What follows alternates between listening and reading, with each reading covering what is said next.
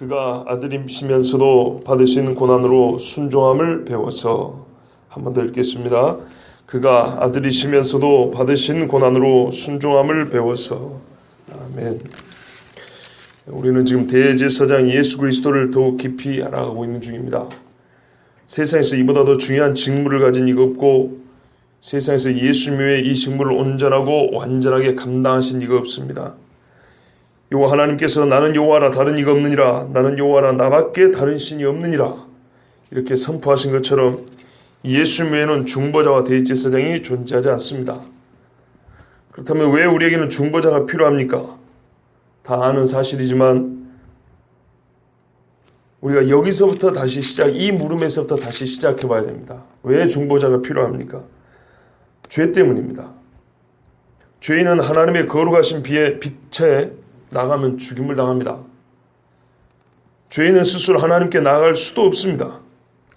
허물과 죄로 죽었다고 에베소 2장 1절에 말씀 주셨고, 하나님의 생명에서는 떠나 있다고 에베소 4장 18절에 기록이 되어 있습니다. 떠나 있단 말은 현재 상태를 말하면서 절대로 하나님 앞에 가까이 갈 수 없다는 말입니다. 그러나 하나님께서는 은혜로 죄인들을 구원하실 계획을 세우셨습니다.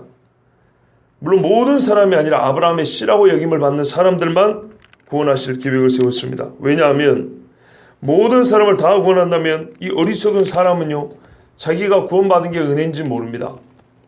은혜가 되려면 은혜가 아닌 것을 알아야 되는데 은혜가 아닌 게 뭔지를 모릅니다. 그냥 하나님이 아쉬워서 우리를 다 구원해 주신 것처럼, 또는 의무감에 우리를 구원해 주신 것처럼 그렇게 생각할 수 있습니다. 또는 죄에 빠진 사람을 구하는데 죄에 빠진 것을 막지 못하니까 애시당초 그냥 아예 다 구원해버리자, 뭐 이런 것처럼 사람에게 하나님의 은혜가 은혜답게 보이지 않을 것입니다. 이거는 잘 생각해보면 그럴 것입니다. 은혜가 은혜다우려면 옆에서 죽어가는 사람들을 볼 때야 우리가 은혜다운 줄 아는데요, 그렇지 않으면 사실 은혜일지라도 모릅니다. 하나님은 하나님이 하신 일에 대하여 사람들이 알지 못하고 구원받는 걸 원하지 않습니다. 인지한 상태에서 인격적인 자기 결정에 의해서 상호 응답과 부름에 의해서 우리를 구원합니다. 출애굽기 33장 19절에 나는 은혜 베풀 자에게 은혜를 베풀고 긍휼히 여길 자에게 긍휼을 베푼다 그랬습니다. 그래서 하나님은 은혜 받을 만한 사람이 있고 받지 못할 사람이 있다고 그랬습니다. 이것은 참 어렵고 어떤 의미에서 이해하기 어려운데 뭐 어쩔 수가 없습니다. 토기장이가 지능 한 덩어리를 가지고 그의 쓸 그릇과 그렇지 못한 그릇을 만든 것은 토기장의 주권이라 그랬습니다. 그렇다고 해서 하나님이 악하시냐? 그렇지 않습니다. 우리는 100% 다 죄에 사로잡혀 죽어야 하기 때문에 그 중에 일부가 구원받은 것은 철저히 은혜인 것이지, 이거는 하나님이 악하다 말할 수 없는 겁니다. 자, 그러나 하나님께서 은혜 베푸실 것을 작정했다고 해가지고 모든 문제가 다 해결되는 것은 아닙니다. 은혜 받을 자는 하나님 앞에 하나님의 거룩함과 하나님의 공의에 합당한 자가 되어야 됩니다. 기계적으로 다 구원받는다는 게 아니다 이 말입니다. 하나님이 은혜 받을 자를 정했으면 그 자는 반드시 하나님의 공의로움과 하나님의 거룩하신 성품에, 이 영원한 성품에 합당한 자로 바뀌어야 된다 이 말입니다. 바뀌게 해서 구원하시지, 그냥 죄인 상태 그대로를 하나님 품에 딱 놓으신다, 이거 아니라 이거예요. 그 죄를 없애가지고 하나님 품에 안기게 하신다는 말씀입니다. 하나님의 거룩하심과 공의에 합당한 자가 되어야 됩니다. 합당하지 않은 자를 선택하시고 은혜 베푸시로 작정하셨지만 그들은 하나님의 거룩함과 공의에 합당한 자가 되어서 구원을 받아야 됩니다. 하나님은 죄를 간과하시는 불의한 분이 아닙니다. 우리에게 고통스러운 일이 있었다고 해서 불의한 게 아니고, 죄를 죄대로 내버려두면 하나님이 불의한 겁니다. 죄의 사함을 얻기 위해서 의롭다함을 입혀서 하나님 자기 나라로 이끄십니다. 자, 그러면 우리가 어떻게 해야 죄사함을 받을 수 있습니까? 어떻게 해야 의롭다함을 받을 수 있습니까? 그리고 이 일을 하기 위해서는 누가 또는 무엇이 필요합니까? 그리고 하나님의 거룩하심과 공의로움의 부족함이 없어야 되는데, 하나님의 그 거룩이란 공의란 무엇입니까 도대체? 우리가 하나님 앞에 만족시켜 드려야 될 그 거룩함과 공의의 본질이 뭐라는 거예요? 그 기준이 어느 정도입니까? 어느 정도 거룩해야 되는 거예요 도대체? 바꿔 말하면 아담과 하와가 하나님 앞에 죄를 지었잖아요. 그 죄의 본질이 뭐냐 이 말이에요. 그것을 우리는 똑같은 죄인으로서 그것을 뒤집어야 되는데 도대체 아담과 하와가 지은 죄는 뭐고 그럼 선악과를 갖다 붙이면 되냐? 그게 아니란 말이죠. 이 모든 질문에 대한 답변이 뭐냐면 율법입니다. 율법. 우리가 하나님 앞에 범한 게 뭐냐? 하나님의 원래 기준이 있을 거 아닙니까? 거기에서 범한 거잖아요. 그 원래 기준, 사람의 보이신 원래 기준이 율법이에요. 어떻게 해야 우리가 죄성을 받습니까? 율법의 제사가 예표로 보여줘요. 이렇게 해야 죄성을 받는다고. 그럼 무엇이 필요합니까? 제사장이 필요하고 양이 필요하다고. 대속의 제물이 필요하고 중보자가 필요하다고. 율법이 가르쳐줘요. 그런데 그럼 아론이 바치는 짐승이면 족합니까? 아니, 그거는 예표라고. 그것까지 가르쳐줘요. 그게 율법입니다, 여러분. 율법 정도를 지켜줘야 하나님의 공의에 만족시 된다 이 말이에요. 또 하나 가르쳐줍니다. 그런데 어떤 인간도 이 율법을 지킬 수 없다는 거예요. 큰일 났죠. 율법이 우리가 범한 죄가 무엇인지, 하나님이 만족하실 만한 공의와 거룩이 무엇인지 그걸 가르쳐줍니다. 어떻게 죄성을 받을 수 있는지 가르쳐주는데 문제는 율법 자체는 나는 그런데 그런 능력이 없어 라고 말해요. 앞으로 메시아라고 불리는 여자의 후손이 올 것인데 모세와 아론이 예표와 그림자일 뿐인 진짜 참 실체가 원형이 올 것인데 그분을 믿어야 돼 하고 율법이 거기까지 가르쳐줍니다. 로마서의 두 구절이 제가 지금 전해드린 말씀을 확증합니다. 기록한 바 의인은 없나니 하나도 없으며 깨닫는 자도 없고 이게 인간의 상태예요. 하나님을 찾는 자도 없고 다 치우쳐 한 가지로 무익하게 되고 선을 행하는 자는 없나니 하나도 없도다. 저희 목구멍은 열린 무덤이요 그 혀로는 송염을 베풀며 그 입술에는 독사의 독이 있고 그 입에는 저주와 악독이 가득하고 그 발은 피 흘리는 데 빠른지라 파멸과 고생이 그 길에 있어 평강의 길을 알지 못하였고 저희 눈앞에 하나님을 두려움이 없느니라. 하나님을 두려움이 없는 인간의 모든 상태, 모든 인간의 상태 그걸 율법이 가르쳐줘요. 우리가 알거니와 무릇 율법이 말하는 바는 율법 아래 있는 자들에게 말하는 것이니 예수님이 율법 아래에 오셨다 그랬어요. 모든 인간들이 다 율법 아래에 있습니다. 율법의 그 판단 기준 아래에 있어요. 이는 모든 입을 막고 온 세상으로 이거 이스라엘만 생각하면 안 됩니다. 이스라엘이 율법을 받았으니까 이스라엘을 위하여 준 말씀이 아니에요. 모든 사람에게 준 말씀이에요. 그래서 온 세상으로 하나님의 심판 아래 있게 하려 함이니라. 그러므로 율법의 행위로 그의 앞에 의롭다 하심을 얻을 육체가 없나니 율법으로는 죄를 깨달음이라 그랬어요. 이거를 깨달아야 되는데 이스라엘을 통해서 이 말씀을 주신 거예요. 아니 그걸 세상에 다 그냥 한꺼번에 알려주지 왜 이스라엘만 그랬을까요? 그렇게 말씀하실 것 같으면 예수를 한 사람만 유대 땅에 남겨두지 마시고 한 1000만 명 정도 만들었고 각 나라 민족에 동시에 흩어졌으면 됐겠네요. 이렇게 말하는 꼴이에요. 그게 아니에요. 한 사람 예수를 말미암아 복음 증거된 것처럼 한 민족을 택하여 하나님이 율법 주셨어요. 율법 없는 자연 상태의 사람들이 이런 사람이고요. 율법을 주신 목적이 바로 이거라고 로마서 3장에 말씀했어요. 7장 7절에는 또 이렇게 말합니다. 그런즉 우리가 무슨 말하리요? 율법이 죄냐?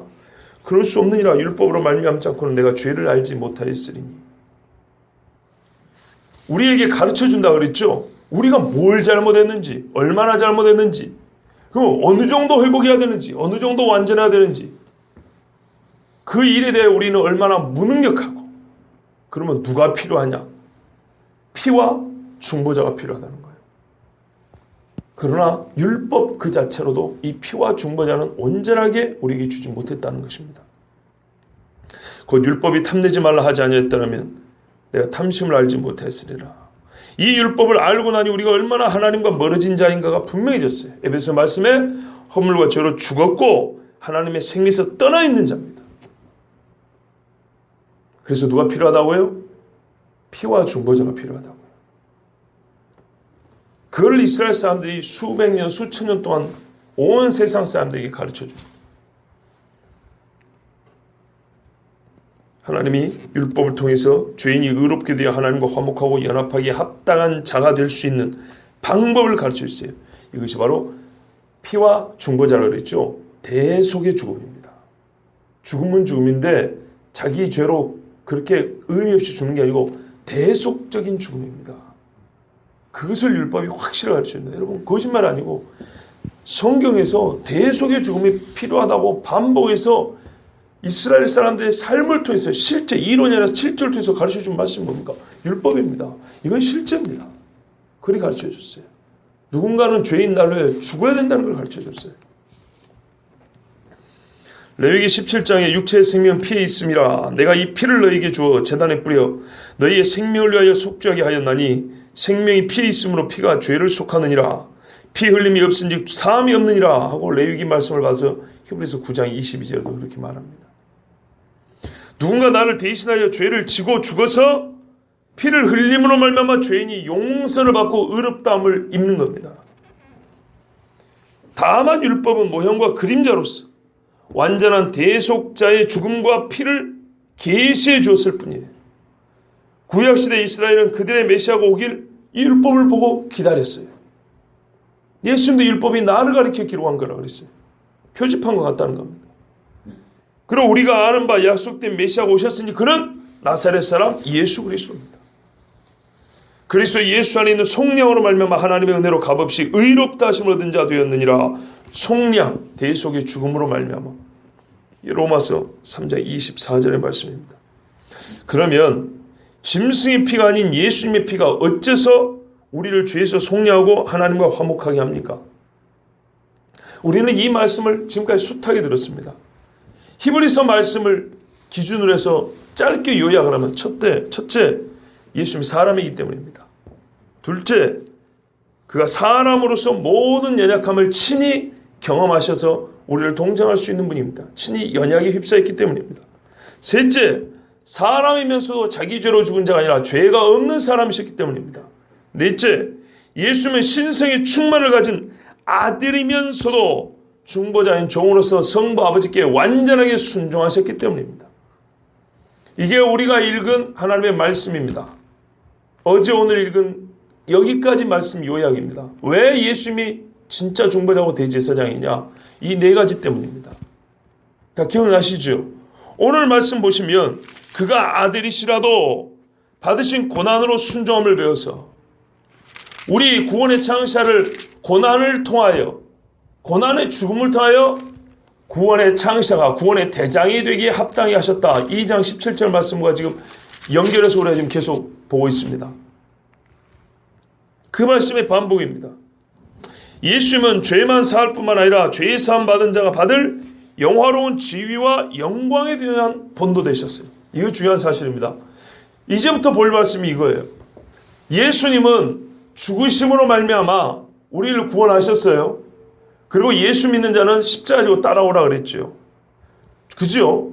완전한 복종의 본도 되셨어요. 그러니까 본인이 죽으셔서 우리를 죄의 사함을 주시는 대속적인 죽음이 되셨고, 또한 하나님을 바라보고 그 나라를 가는 자는 예수님처럼 살으라고 하는 삶의 모범도 되셨어요. 그러니까 주와 선생이 되셨다고요. 그런데 이 주님이고 선생님이 어디 계시냐면 부활하고 승천하셔서 지금 하나님 보좌 우편에 계시죠. 여기서 피를 계속 흘리고 있냐? 계속 고난을 당하시고 있냐? 아니죠. 거기서는 영광을 받고 계시죠. 영광을 받고 계십니다. 그런데 우리 예수님 말하면 내가 아버지 집에 와서 너희를 위하여 처소를 예비한다 그랬어요. 내가 있는 곳에 너희도 살 집이 똑같이 있게 한다 그랬어요. 그럼 무슨 말인가? 우리가 받을 영광을 예수님이 먼저 받고 계시죠. 말이 좀 이상하게 들리죠. 그가 받고 계신 영광에 우리를 인도한다고 약속해 주셨죠. 예. 그럼 뭐 어떻게 되냐면 우리가 장차 받을 영광을 예수님은 먼저 취하심으로 또한 우리가 받을 영광에 대하여 지위에 대하여 그것도 본보기가 되신 거예요. 그래서 하늘에 계신 제사장입니다. 제사장이 지금 끝난 게 아니고 이 땅에서만 주와 선생이 아니라 하늘에서도 여전히 주와 선생으로 계신다 이 말입니다. 그래서 우리가 그분이 만약에 구름 사이에 가더니 없어져 버리면 믿을 필요 없는데 그분이 거기 계시기 때문에 우리도 저렇게 되겠거니가 아니고 그렇게 된다라는 믿음을 갖고 사는 것입니다. 뭐 이 말씀도 앞에서 많이 드렸습니다. 하나님의 일에 자비하고 신실한 대제사장으로서 사람 가운데서 택한 자로 하나님께 속한 일을 위하여, 그죠? 하나님의 일에 자비하고 신실한 대제사장, 하나님께 속한 일을 사람을 위하여 하셨어요. 그 사람이 이 땅에서 죄사함을 받고 영광의 나라 들어가기까지, 이것까지를 위하여 뭘 하셨냐? 예물과 속죄하는 제사를 드렸다 그랬어요. 예물과 속죄하는 제사.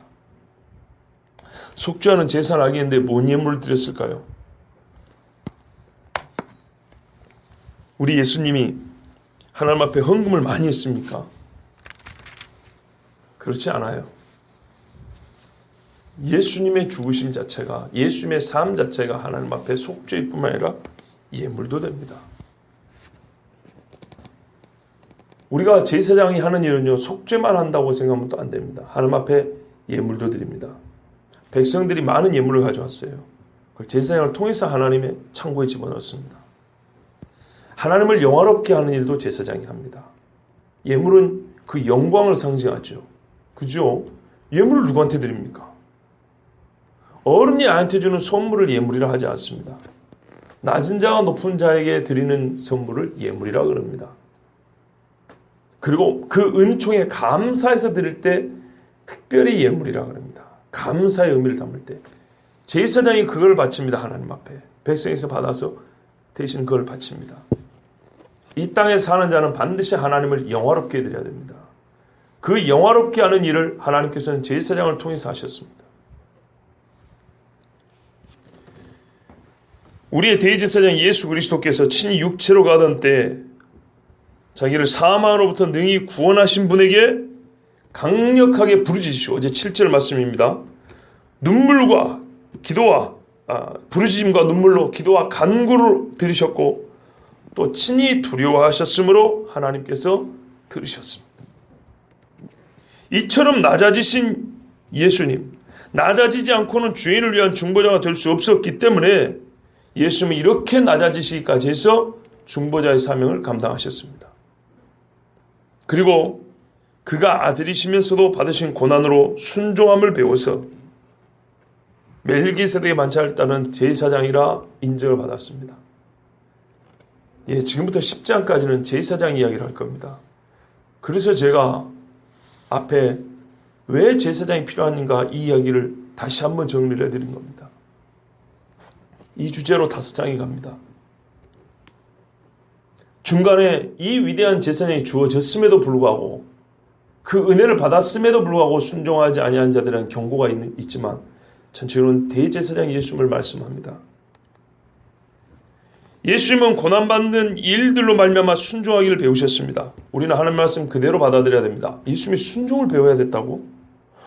순종을 배워야 되는 분이었던가? 예수님이 그렇게 모자란 분이었나? 우리처럼 성경은 우리가 주신 대로 받아야지 바꿀 수 없습니다. 아론이 순종을 배워서 날로 훌륭한 대제사장이 될 수 있었던 것처럼 예수님도 순종을 배워가셔야 했습니다. 여러분, 원형과 실체라고 해서 모형에게 담겨있던 것이 하나도 없는 건 아닙니다. 모형은 원형의 일부를 가지고 있죠. 원형의 부분을 갖고 있어요. 한계가 있어요. 그러나 이것이 원형에는 없다는 게 아니에요. 있어요. 원형과 실체는 이거를 완전하게 하는 것이죠. 충만하게 하는 것이죠. 그렇죠. 완전 다른 게 아니에요. 일직선에 있단 말이에요. 원형이 이만큼 갖고 있으면 예를 들어서 모형은 이만큼 갖고 있는 거예요. 그러나 이게 원형에 들어있어요. 그리고 모형이 보여주지 못한 나머지 것들이 원형에 실체에 다 들어있죠. 제사장 아론을 보면 예수님에게 있는 부분을 일부분 알 수가 있어요. 그게 뭐냐면 아론이 시간이 가면서 점점 성숙한 제사장이 됐다는 겁니다. 하나님의 종으로 점점 더 순종적으로 바뀌었다는 겁니다. 그거는 민수기를 보면 레위기 처음에 제사장 임직할 때부터 민수기 역사를 계속 보면 아론이 성숙해가는 장면을 볼 수가 있습니다. 예수님 역시 어릴 때는 그 키가 자라면서 지혜도 더 자라고 사람들과 하나님 앞에, 하나님과 사람 앞에 사랑스러워왔다 그랬어요. 계속 자라났다 그랬습니다. 누가 봐도 하나님 보시기에 사람 보기에 기쁜 자녀로 자라갔습니다. 예수님이 순종을 배워갔습니다. 왜 그렇습니까? 그러나 이 말을 오해하면 안 돼요. 소나 말처럼 훈련했다 그런 뜻이 아니에요. 여러분 봐보세요. 예수님은요 근본 하나님의 본체입니다. 자기가 하나님이기 때문에 순종할 대상이 없어요.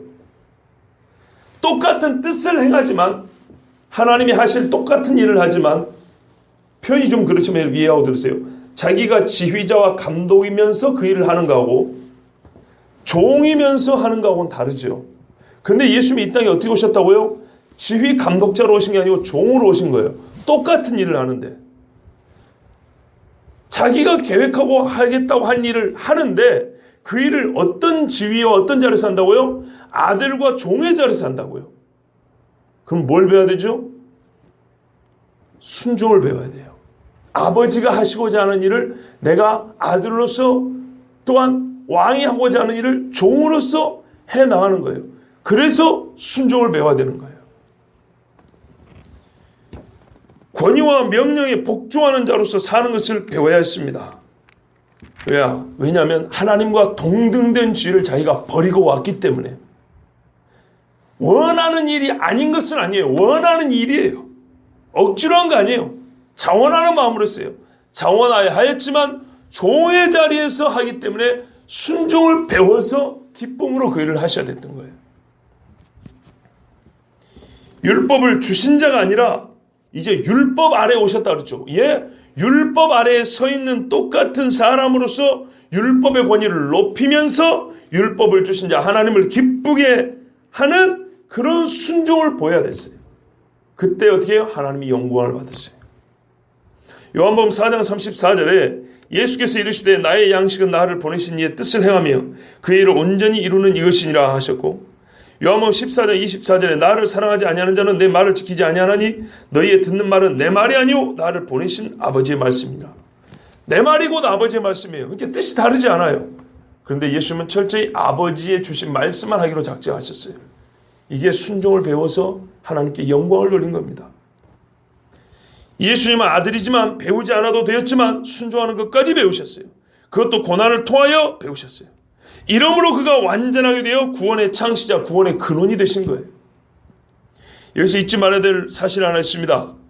성경이 인생의 모든 연약함을 감내하시고 고난을 겪으심으로 순종을 배운 대제사장이 예수님의 본래 정체에 대해 잊지 말 것을 요구합니다.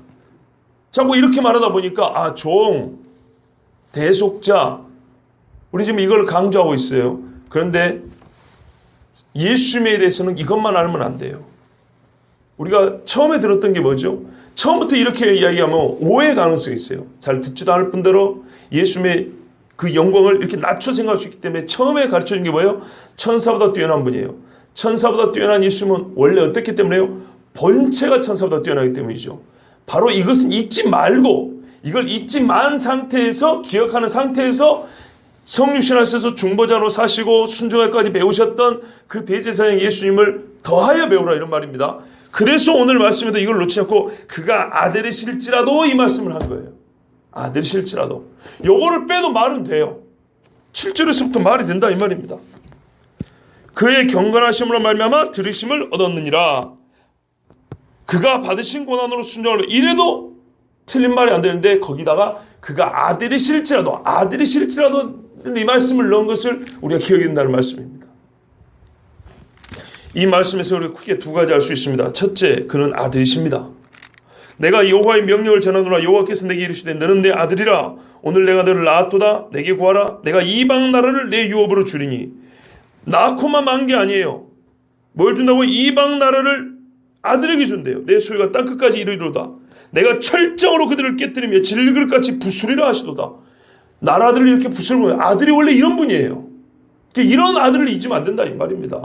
만만하게 보면 안 돼요. 그런즉 군왕들아 너희는 지혜를 얻으며 세상의 재판보다 너희는 교훈을 받을지어다. 어떤 교훈입니까? 여호와를 경외함으로 섬기고 떨며 즐거워할지어다. 그의 아들에게 입맞추라. 이거는 누가 입맞추죠? 복종하는 자가 왕이시하고 입맞추는 이거예요. 아들에게 복종하라 이 말이에요. 이런 분이 아들이에요. 세상 만왕들이 와가지고 복종하는 분이 아들이에요. 그렇지 않으면 여호와를 경외하는 걸로 인정을 안 해준대요. 아들에게 복종하지 않으면. 그렇지 아니하면 진노하심으로 너희가 길에서 망하리니 그의 진노가 급하심이라. 여호와께 피하는 모든 사람은 다 복이 있도다. 아들에게 입맞추는 자가 여호와께 복받은 자예요. 그렇지 않으면 어떻게 해요? 길에서 다 망하는 거예요. 이런 분이 아들이에요. 하나님으로부터 육신을 입은 자가 들을 수 있는 최고의 호칭이 뭐냐? 육신을 입은 자가 들을 수 있는 감히 아들이라는 호칭이에요. 아들. 예? 이런 분이 아들입니다.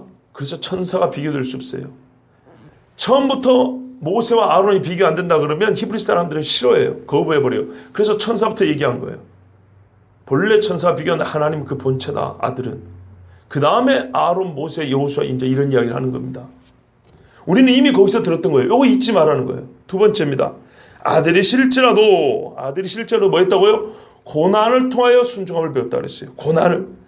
너희 안에 이 마음을 품으라. 곧 그리스도 예수의 마음이니 그는 근본 하나님의 본체시나 하나님과 동등됨을 취할 것으로 여기지 아니하시고 오히려 자기를 비워 종의 형체를 가지사 사람들과 같이 되셨고 사람의 모양으로 나타나서 자기를 낮추시고 죽기까지 복종하셨으니 그 십자가에 죽으심이라 그랬어요. 아들이 실지라도 죽기까지 복종하셨으니 그랬어요. 죽기까지. 하나님의 아들도 본래 하나님의 본체이신 그 아들도 죽기까지 복종하셨어요. 죽음의 고난으로 순종을 배우셨어요. 죽음의 고난이 아니면 언제나 순종을 못 배웠다는 얘기입니다. 사람은 고난이 증감에 따라 순종도 그 범위와 깊이가 더해간다고 그랬습니다. 참 그리스도인은 고난이 더해갈수록 하나님께 순종하기를 배웁니다. 실제로 그렇습니다. 고난이 더할수록 기도를 멈추고 원망하는 자하고 고난이 더할수록 하나님께 부르는 자의 차이를 보면 이 말씀이 진짜라는 걸 알 수가 있어요. 실제로 이렇게 나눕니다. 아더 핑크라는 목사님이 이렇게 있어요. 내면적 갈등이 격렬해지면 격렬해질수록 순종하는 자의 순종은 더 뚜렷하게 나타난다 그랬어요. 정말 갈등이 심해요. 너무 고통스러워요. 그런데 그 사람이 최종적으로 결론을 냅니다. 어쨌든 간에. 그 결론이 뭐라고요? 순종이라고요. 그때 그 순종은요, 그 사람이 어느 정도 고민하고 갈등했고 마음의 고통이 얼마나 큰지를 알기 때문에 그 순종은 누가 봐도 번쩍번쩍 빛이 나고 하나님이 받을 만한 순종이라는 거예요. 예수님께서 고난으로 순종을 배웠습니다. 개념이 아니라 순종의 삶이에요. 그래서 순종을 아니고 순종함을 배워서 이렇게 되어 있어요. 그죠? 순종함은 역동적인 움직임을 말하는 거예요. 글씨로 앉아가지고 칠판에 적어주고 순종이란 이게 아니에요. 실제로 삶으로 순종하는 것을 배웠다는 거예요. 그래서 멜기세덱의 반차를 따랐습니다. 그렇다면 어떻겠습니까? 예수님을 따르는 우리가 자기 십자가를 지고 따라 그랬어요. 자기 십자가를 지고 따르는 사람이 순종하는 것을 배우는 겁니다. 말로는 순종해도 자기 십자가를 지지 아니하고 고난을 통해서는 절대 하나님 말씀에 복종할 뜻이 없는 사람은 죽었다 깨어나도 순종이 뭔지 모릅니다. 내면에 갈등이 생기고 고민이 생길 때마다 하나님을 거스르고 기도하지 않고 원망하는 사람은 절대로 순종이 뭔지 모르고 예수님이 어떻게 우리에게 대제사장이 되셨는지 절대 모릅니다. 그렇게 단호하게 말하시면 성경이 그걸 말합니다. 그가 아들이실지라도 고난을 통하여 순종을 배웠다는데 하물며 우리 같은 벌레 같은 인생이 구더기 같은 인생이에요. 우리가 어떻게 고난을 통하지 않고 순종을 배울 수 있겠습니까? 개념은 배울 수 있어도 순종하는 삶을 배울 수 있겠습니까? 여러분, 이분이 우리 대제사장입니다. 정말 이분이 우리 대제사장입니다. 이 말씀이 여러분에게 은혜가 돼야지 부담이 되거나 괴로움이 되면 내가 예수 안에 있는지 확인해 보셔야 됩니다. 제가 어제도 작정했습니다. 20분만 하고 마쳐야지. 근데 오늘 딴 때보다 좀 늦게 시작이 됐지만 여러분에게 다시 한번 말씀드려야겠습니다. 이 새벽에 나오신 분들은 우리 교회 10분의 1입니다. 여러분 사명감이 있어야 됩니다. 정말로. 제가 2주 전에 가서 기도하고 예배 들어온 그 여자 전도사님 직장한 말기. 그분이 전도 집회를 하는데 어떻게 해서 전도 집회를 하게 된지 아십니까? 장 폐쇄에 와서 한 달 동안 일을 못 봤답니다. 피만 나고 죽어요. 그러면 한 달 일을 못 보고 어떻게 삽니까? 죽죠. 이 내장이 다 썩으면 죽는 겁니다. 그런데요, 마태복음에 나보다로 주여 주여 하는 자마다 구원을 얻을 것이 아니오 하늘에 계신 내 아버지의 뜻대로 행하는 자라야 내게 합당하니라 이 말씀을 읽는데 두려워 미쳐버리겠더래요. 내가 수십 년을 예수를 믿었는데 막상 죽음이 눈앞에 올 때니까 성경 공부할 때 주여 주여 이거 말고 말이죠. 진짜 죽음이 눈앞에 왔는데 직장 말기 병원에서는 당신 몇 달 못 삽니다. 장폐소였으면 한 일주일 2주면은 잘해야 일주일 좀 죽습니다. 딱 이렇게 선고를 내렸는데 그러고 나서 성경을 보니까 주여 주여 하는 자마다 구원 얻지 못한다는 이 말씀이 얼마나 무섭게 다가오는지 벌벌벌 떨고 성경에는 영생 없는 자는 성령이 증거하시느니라 했다. 성령이 증거하시느니라. 성령이 증거한다는데 주님 내가 지금 죽어도 구원받을 증거가 무엇입니까? 그 증거를 주세요 그랬대요. 증거를. 호흡이 끊어지기 전에 하나님 성령으로 내 몸에 증거를 좀 주세요. 내가 과연 하나님의 뜻을 행하고 살았던 사람입니까? 아니면 주여 주여만 했던 사람입니까? 증거를 좀 주세요 하고 부르셨대요. 그 기도가 마치자마자 속이 부글부글 하더니 갑자기 한 달 쌓였던 게 쏟아져 나오는데 이건 똥도 아니고 온갖 잡동사니 오물들이죠. 막 피범벅이 돼가지고 이거 확 쏟아냈대요. 그리고 지금까지 1년, 2년 이로 살고 있는 겁니다. 직장은 말기가요. 이해가 됩니까? 그분이 다른 교회 와서 강의하고 설교하는 거 한번 들어보세요. 제가 한번 들어봤는데요. 한인관이나 아무것도 아니에요. 죽음을 눈앞에 두는 사람의 그 불꽃 같은 눈하고 입에서 나오는 말씀은요. 진짜 창과 같아요. 창과 같아요. 어디 피할 데가 없어요. 여러분, 예수 그리스도가 고난을 통하여 순종함을 배워서 아들일지라도 그런데 그 전도사님이 거기서 배웠어요.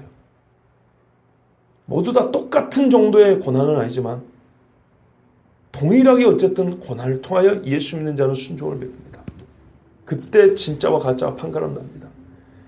주여 주여 하는 말뿐인 사람이 아니라 성령이 나 한인관 네 믿음 내가 증거하지.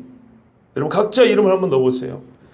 지금 하나님께서 성령이 나의 믿음을 증거하실 수 있냐 이 말이에요.